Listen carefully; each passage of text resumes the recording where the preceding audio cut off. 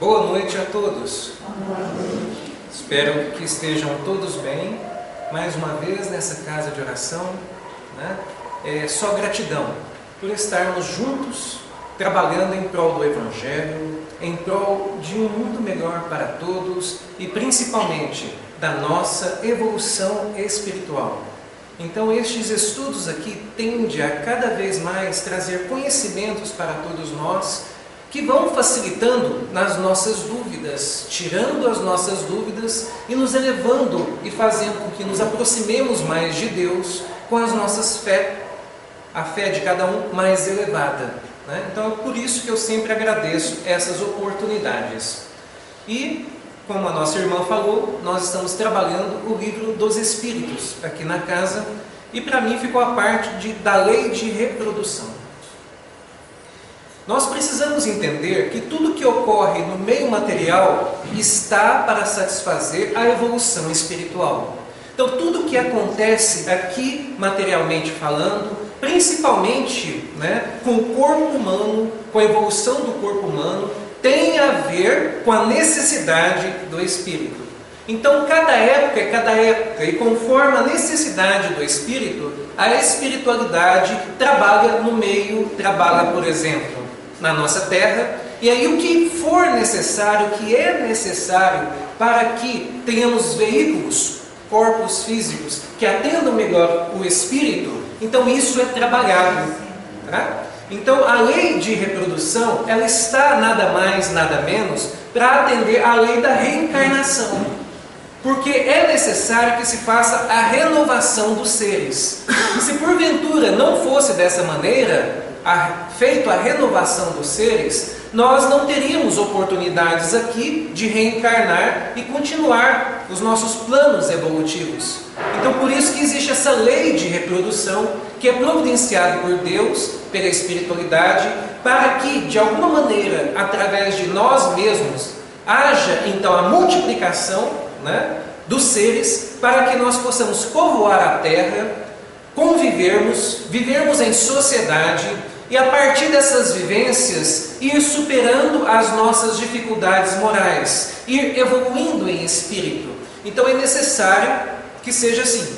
E através de nós, por isso, os sexos, homens e mulheres, para que ambos se juntem, e através desse casal, ou através da união de dois seres, então vá sendo feita a reprodução necessária. E com o tempo, como eu disse, naturalmente, vai acontecendo a evolução do ser humano. População do globo.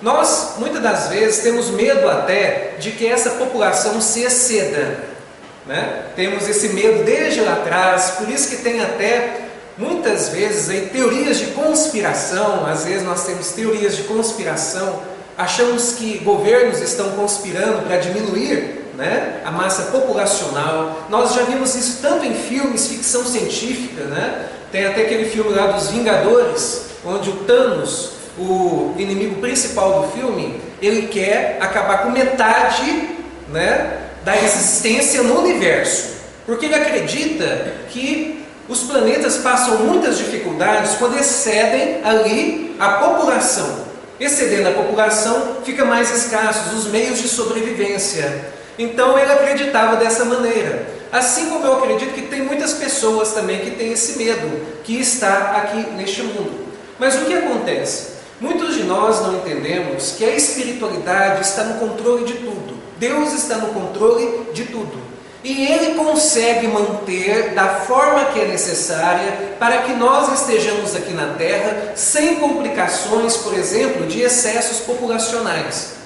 Tanto que nós sabemos aí, tem o tempo de vida útil de cada um, Então vai sendo feita a renovação naturalmente, pelas vivências dos seres, ambos vivendo 30, 50, 80 anos, mas cessa a vida, nascem outros seres. Tem também as relações de ação e reação que acontecem, pessoas morrem antes da hora, Tem essas coisas também. Tem, por exemplo, desencarnes coletivos que acontecem através de muitos flagelos naturais e outros incidentes terrenos. Então tudo isso vai de alguma maneira controlando a população da Terra.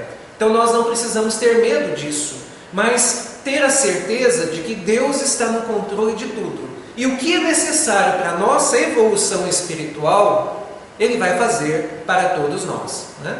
E é muito falado sobre raças. Desde lá atrás até o tempo atual, né, nós temos muito essa coisa de raça, de que existem raças inferiores, raças superiores, tá? Na realidade, não tem como a gente prever no momento qual que é a raça que predomina no momento. Eles falam que é a Homo sapiens, mas acontece que mesmo se for a Homo sapiens, ela não deixa de ser uma miscigenação de todas as raças anteriores do ser humano. Desde antes do Neandertal até pós-Neandertal. É colocado, né, se nós formos procurar nas redes sociais, nos livros, que, por exemplo, os Neandertals, eles já, que era uma raça, né, mais antiga, que eles já, digamos assim, foram extintos há mais de 400 mil anos. E qual que era a característica principal deles? Eles tinham, digamos assim, aqui ó, o crânio, ele era mais achatado, ele era menor na vertical e ele era mais comprido na horizontal, da nuca para a face, mais comprido. Então o cérebro era menor, tá? Os braços eram maiores e ele tinha uma compostura física maior do que as atuais. Para que isso? Né? Para ele, de alguma maneira, conseguir sobreviver ao meio, que era mais rústico, que era mais grosseiro do que atualmente falando, né? Era mesmo os homens das cavernas de antigamente. E imperava mais o que? O lado animal. Porque em um mundo primitivo, como que funcionam as coisas? Nós, seres humanos, ainda somos o que? Poucos racionais e mais animais. Nós não temos, por exemplo, a consciência que nós temos hoje naquela época. Nós não teríamos. Por quê? Porque a maior parte de nós ainda é no estado primitivo. Então não adiantaria de nada ter um corpo evoluído, como os dos tempos atuais, que tem um cérebro maior, né, que tem uma capacidade, uma elasticidade maior também, tá, mas de uma certa forma menos agressivo e mais fraco, mas que pelo menos atende ao intelecto de hoje, porque hoje nós fazemos mais é pela inteligência do que pela força, não é? Tanto que até mesmo serviços braçais hoje estão sendo substituídos por máquinas. Por que isso? Porque o ser humano está tão inteligente que cria essas máquinas, né? Naturalmente assim. Mas antes não. Antes, como eu disse, nós estávamos muito próximos até dos primatas, dos macacos. E essa proximidade gerou até na ciência uma ideia de que nós viemos deles. Mas eu acredito que não. O ser humano ele sempre foi uma criação à parte, tá? Sempre foi uma criação à parte. Pelo menos é o que nós vemos aí, de alguma maneira, em vários livros espíritas, não diretamente, mas de uma forma que nós podemos interpretar assim. E aí então, como eu disse, há 400 mil anos atrás, aproximadamente, existiam os Neandertals, tá? Mas eles já estão extintos há aproximadamente 28 mil anos, onde que foram sucedidos pelos Homo sapiens. Tá? Essa é a ideia que nós encontramos cientificamente nos livros e na internet. Então eu só estou trazendo esses dados para vocês. Tá? A partir disso nós vamos ter uma ideia do que são as raças. Aqui eu trouxe uma imagem que nós podemos ver, por exemplo, essa primeira foto. Podemos dizer que seja um dos Neandertals. Uma ideia, porque era semelhante ao crânio. Como vocês podem ver aqui, ó, mais comprido que da nuca para a face, tá? E na vertical ele é menor, o cérebro em contrapartida do que é atualmente. Vira a diferença? Aqui os dentes eles eram mais próximos, tá? Por exemplo, dos animais, porque nós éramos mais carnívoros do que nos tempos atuais. Tá? Então tem essa coisa. Olha como que foi sendo a evolução, né, do ser humano. Ó. Cérebro menor, né, e ele mais, digamos assim, animalizado aqui. Ó. Depois o cérebro, olha, já foi crescendo. Olha, já foi crescendo. E olha aqui agora. Tá vendo? Atualmente falando. Tá? Então, por que isso? Porque nós vamos evoluindo naturalmente em espírito, em moral, em intelecto. Então nós precisamos de um cérebro maior para comportar, né, o espírito imortal que, já milenar nos tempos atuais, ele tem uma bagagem maior, ele está menos animalizado.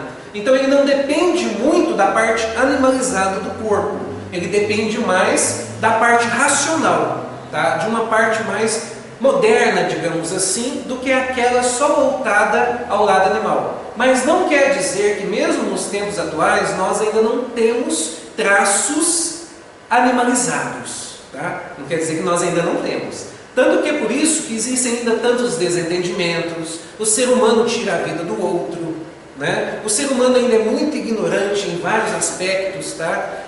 Principalmente também tem essa coisa do fato de nós não estarmos nos entendendo em família. Isso é quase que um retrocesso, tá? Isso é quase que um retrocesso à vida animal, porque a partir do momento que nós buscamos mais a sensualidade do corpo, nós estamos nos parecendo mais com os animais, que eles se entregam mais a isso, é mais ao sexo e à reprodução. Sendo que nós, seres humanos, nós já deveríamos estar vendo mais o lado da família, né? Mais o lado moral, mais o lado espiritual.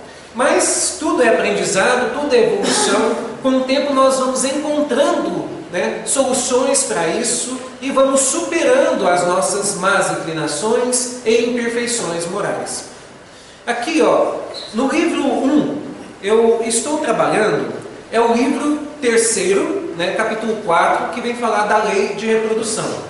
Mas no livro 1, capítulo 3, vem nos falar das diversidades das raças humanas. De uma forma geral, digamos assim, em um aspecto geral, ele vem falar assim, de onde provém as diferenças físicas e morais que distinguem as raças humanas na Terra?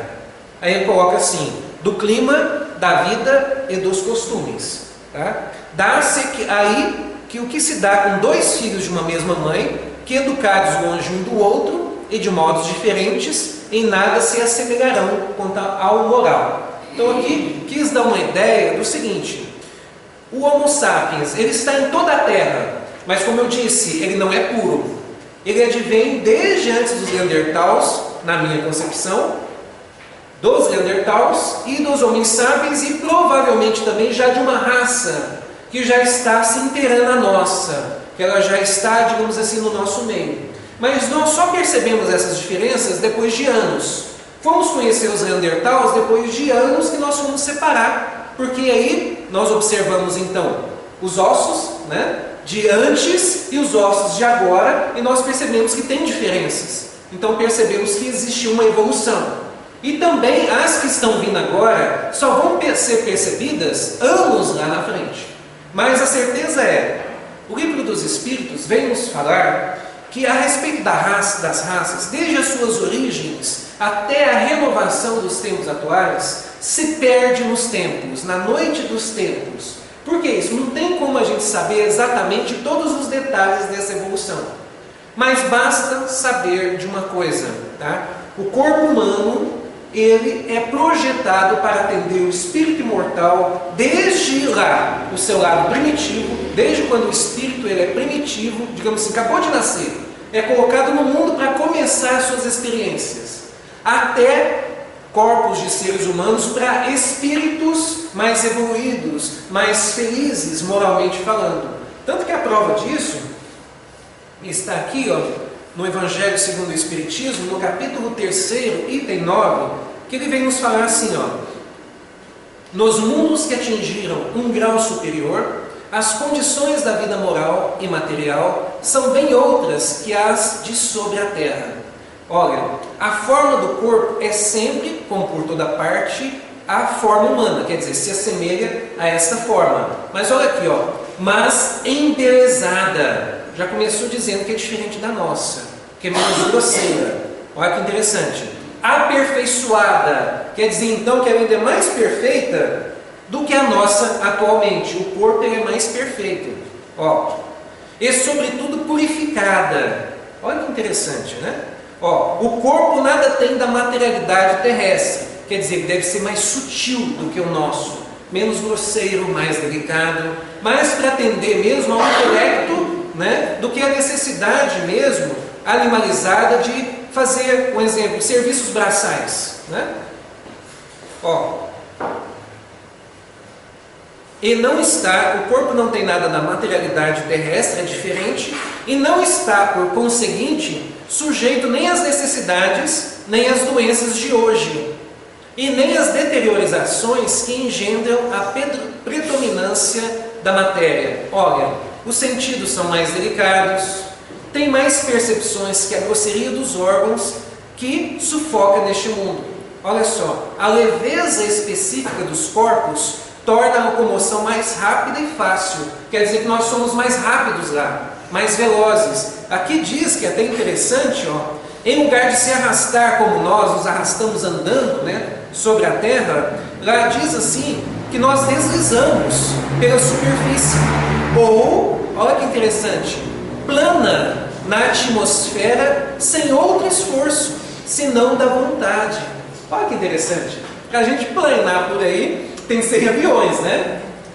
Então é dessa maneira. Para a gente ver então que a evolução da raça humana ela vai se fazendo conforme o espírito ele vai evoluindo, tá? Conforme ele vai evoluindo. Porque de uma certa forma essa diversidade das raças humanas nós podemos observar também como uma forma secundária, tá? Por quê? O que eu acredito?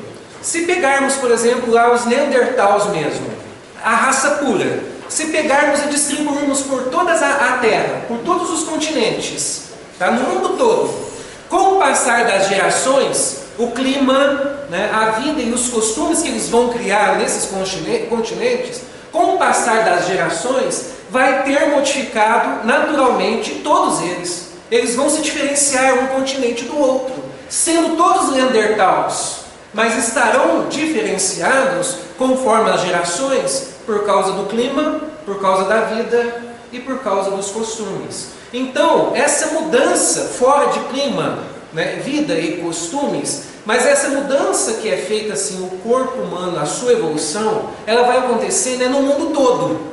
É no mundo todo. Nós temos uma outra forma também que eles veem aí, né, de falar da diversidade das raças, é como brancos, negros, pardos, amarelos e indígenas. Tá? Mas isso também tem a ver com o quê? Ó, com a vida, costumes e o clima, de onde esses seres estão. Então, na minha opinião, não quer dizer que isso aí se refere exatamente como a gente fala literalmente, que possa definir as raças. Como hoje é definido, muitas pessoas acham que essas que eu falei, por exemplo, branco, negro, pardo, amarelo ou indígenas, que um é inferior ao outro. Não tem essa coisa aqui na Terra? Que nós menosprezamos uns aos outros, até escravizamos, achando que são inferiores. Mas isso não tem nada a ver. Tá? Todos descendem, né, da mesma raça humana, que ela está miscigenada no mundo inteiro, está misturado entre nós. Tá? E funciona assim, conforme a evolução do espírito. Porque nós sabemos que a Terra também é uma miscigenação de espíritos mais evoluídos e outros menos evoluídos. Nós sabemos disso. Então, para aqueles que são menos evoluídos, eles não precisam de um corpo tão evoluído. Tá? E para aqueles que são mais evoluídos, eles precisam de um corpo mais evoluído para que haja toda a manifestação do espírito. Por exemplo, vocês acham que o corpo de Chico Xavier, a sua composição, era igual à nossa aqui, seres mais comuns? De jeito nenhum. Era um corpo mais aprimorado, tá? Para quê? Para que ele pudesse manifestar todo o seu lado mediúnico também. E todas as características intelectuais de um espírito mais evoluído. Então, com certeza, o corpo de Chico Xavier, aquele corpo ali é uma versão mais evoluída do que os demais. Assim como de Eurípides Barçanufo e principalmente de Jesus Cristo. Vocês acham que o corpo de Jesus Cristo era um corpo igual ao nosso? De jeito nenhum. Era um corpo mais preparado, mais sensível, próximo ou talvez igual o do que é apontado aqui em Mundos Felizes. Um corpo mais leve, mais sutil. Ele não andava sobre as águas? Não era assim? Então é muito interessante esses estudos para nós irmos compreendendo, né, tudo o que vai acontecendo ao nosso redor, mas que não é motivo de discriminação, de menosprezo. Todos nós somos seres humanos e todos nós somos filhos de Deus, espíritos imortais. Estamos aqui para um único motivo, para a nossa evolução espiritual, alcançar a felicidade do espírito. E ela só é encontrada quando nós nos entendemos, Quando nós deixamos para lá essa coisa de achar que um é menos evoluído, mais evoluído, que um, né, é o de uma raça inferior ou superior, não, basta entendermos uma coisa: todos somos filhos de Deus, todos temos de ter a mesma consideração. E quanto mais nós entendemos isso, menos nós sofremos o mundo e menos nós fazemos sofrer também, né? Olha, obstáculos à reprodução. Como eu disse no início, nós sempre tivemos aquela coisa assim de que existe uma conspiração querendo impedir a reprodução no planeta, querendo diminuir, né, a população de alguma maneira. Nós vemos isso, como eu disse, lá em ficções, em filmes, tá? E nós também temos essa ideia, até, por exemplo, surgiu muito isso na época da pandemia. Acreditavam que ela foi criada para diminuir, né, a população mundial. Né? De certa forma diminuiu mesmo, não deixou de ter diminuído, né? Mas sempre tem essas coisas de conspiração, essas ideias, né? Mas porém tem outros obstáculos que nós colocamos também. Antigamente as pessoas tinham mais filhos, né? E hoje nós observamos que temos menos, né? E tem várias ideias das pessoas que fazem isso. Muitas das vezes, não, eu quero viver a minha vida, não quero ter filhos porque são complicados, dão muita dor de cabeça, né? Tem pessoas que dizem isso, né? Tem outras, eu não quero estragar meu corpo, né? Tem outras que querem primeiro difundir o lado material, o lado profissional, né? Eu lembro, por exemplo, de uma mulher que, não sei se é lá dos Estados Unidos, ela estava sendo entrevistada e ela disse assim, que ela havia alcançado o sucesso que ela queria. E ela dava, né, o mérito pelo fato de não ter tido filhos. Olha, se eu tivesse tido filhos, eu não teria tido o sucesso que eu tive hoje. Mas a certeza, na minha opinião, é uma: esse sucesso dela será esquecido assim que ela desencarnar. Mas o sucesso de uma mãe que ama os seus filhos, esse sucesso vai perdurar pela eternidade, na memória dos filhos que foram educados por ela. Olha que interessante. E é uma coisa que as pessoas não veem, porque as pessoas só veem o momento atual, acham que só tem essa vida, né? Que o que conta é conseguir tudo nela, viver tudo nela. Mas não é bem assim, tá? Mas independente dos obstáculos da reprodução, a espiritualidade sempre dá um jeito, né, de alavancar a evolução do espírito imortal. Então quer dizer que a lei da reencarnação, ela continua, independente que o ser humano, muitas das vezes, ele tenta atrasar esse processo. Não vai acontecer. Ele pode até atrasar, como às vezes um quebra-mola atrasa a velocidade de um carro. Mas se é por uma boa causa, né, a certeza é: a reencarnação, ela continua, nós continuamos a nossa evolução espiritual, e é natural que as coisas mudem, né? É natural. Talvez seja necessário mesmo que nasça menos espíritos, porque está chegando a um período de regeneração, tá? Houve uma massa, e está ainda tendo uma massa de espíritos reencarnando, tendo uma última oportunidade, tem isso também, tá? Então nós temos de ver todos esses lados. Casamento e celibato, uma coisa muito discutida, principalmente nos tempos atuais. Aparentemente, nós estamos tendo um retrocesso na família, devido a vários contratempos, desde ideologias que nós colocamos em nossas mentes, homens e mulheres, até mesmo, muitas das vezes, leis, entre outras coisas, faz com que nós estejamos prejudicando a união, né, a família. E é isso que leva aqui à evolução espiritual. No Livro dos Espíritos vem nos dizer assim: quando, né, a humanidade vê o casamento como uma ideia boa e investe nele, está havendo o quê? Uma evolução, né, na marcha da humanidade. Mas quando nós estivermos optando mais pelo abuso da sensualidade, das libertinagens, das festas vãs e do atendimento mais aos prazeres carnais, mais dessa busca do que realmente ao intuito familiar, o Livro dos Espíritos vem nos falar que essa ideia anti-casamento é como se nós estivéssemos voltando à idade das pedras, à idade animal ainda, tá? É como se nós estivéssemos deixando mais o lado animal falando em nós do que o lado espiritual. Porque ao invés de querermos atender, né, a necessidade de evolução do espírito, buscando o quê? A família como um todo, nós estamos preferindo a individualidade, não ter família, tá? Mas não deixar de atender prazeres íntimos, entre outros prazeres que nós buscamos aqui na Terra. Ao invés de investir na família, ao invés de investir, por exemplo, no prazer que muitas pessoas sabem disso, que é educar, porque foi educado.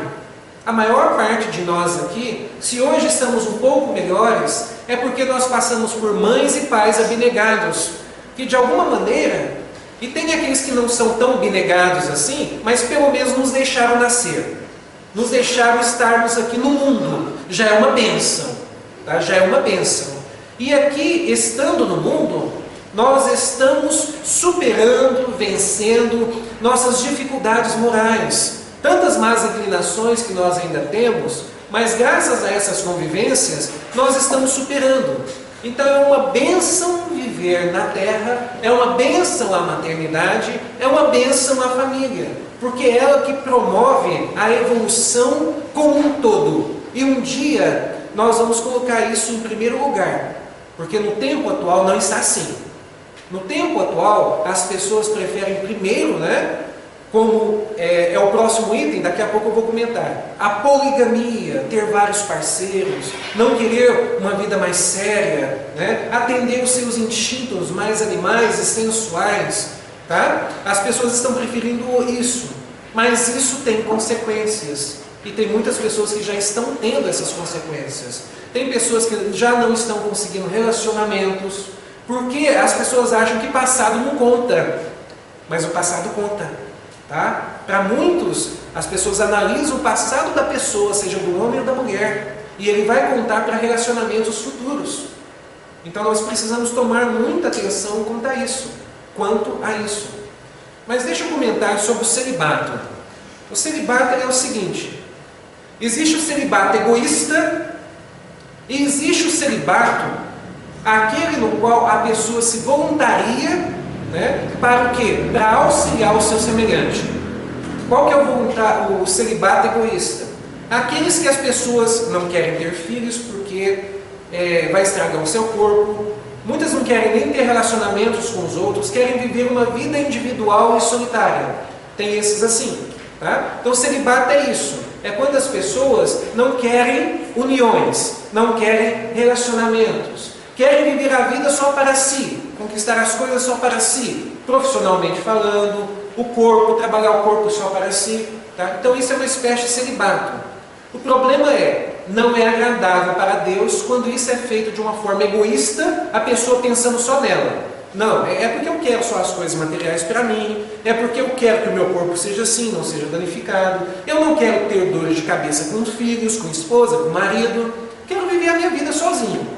Isso para Deus não é agradável, porque isso, né, não ajuda o ser em sua evolução espiritual. O que ajuda o ser na sua evolução espiritual é quando ele agrega ao outro, quando ele se agrega ao outro, principalmente em família.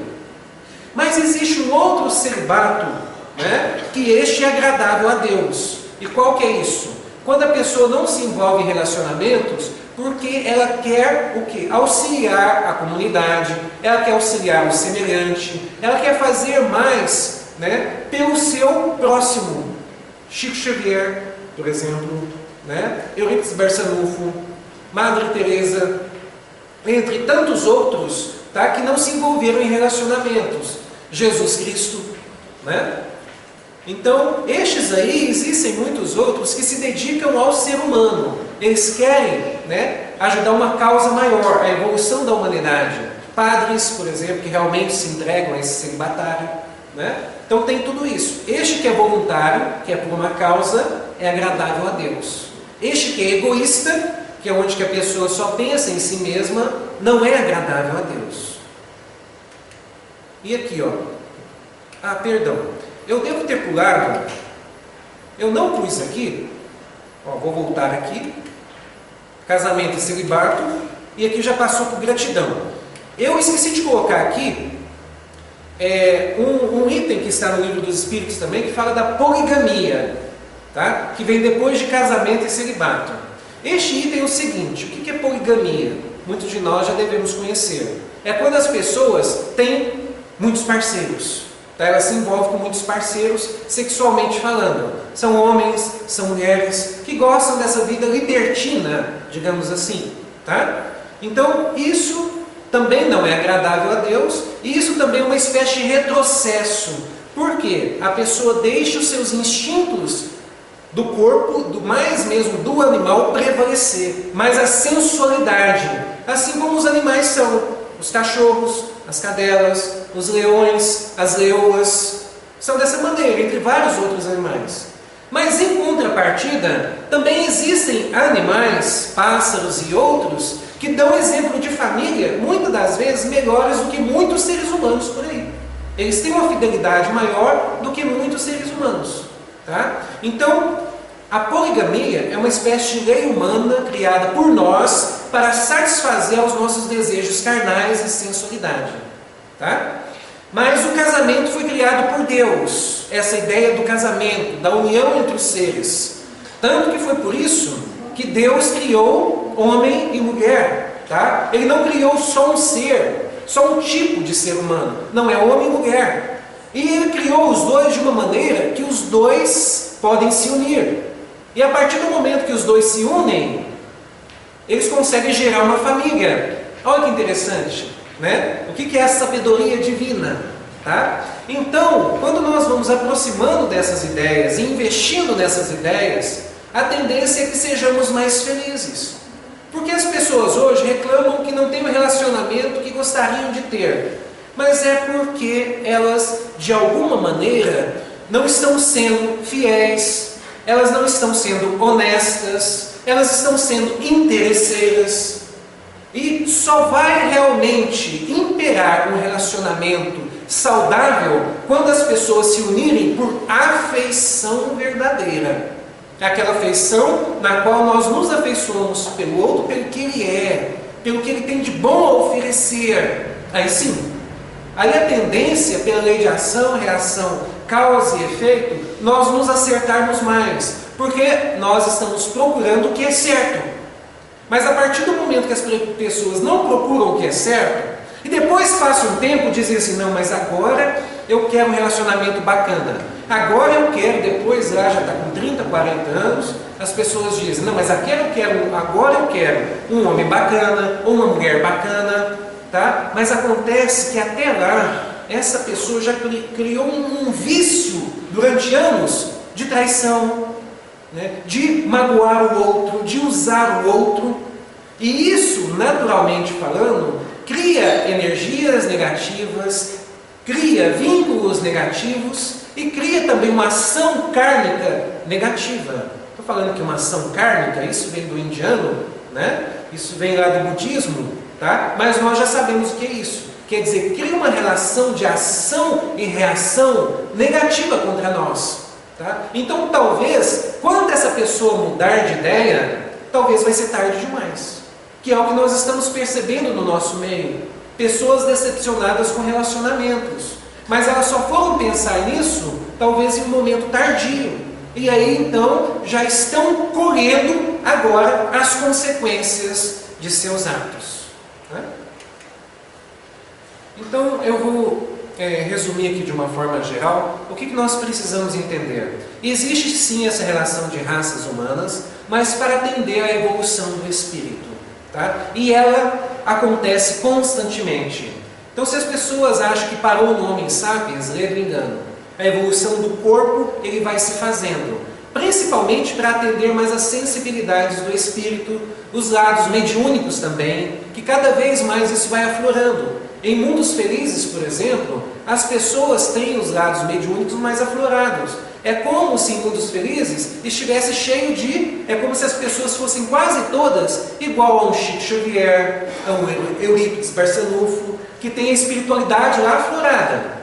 Para nós aqui é um ou outro. São casos isolados, não é isso? Em mundos felizes não, quase todos são daquele jeito. Olha que interessante.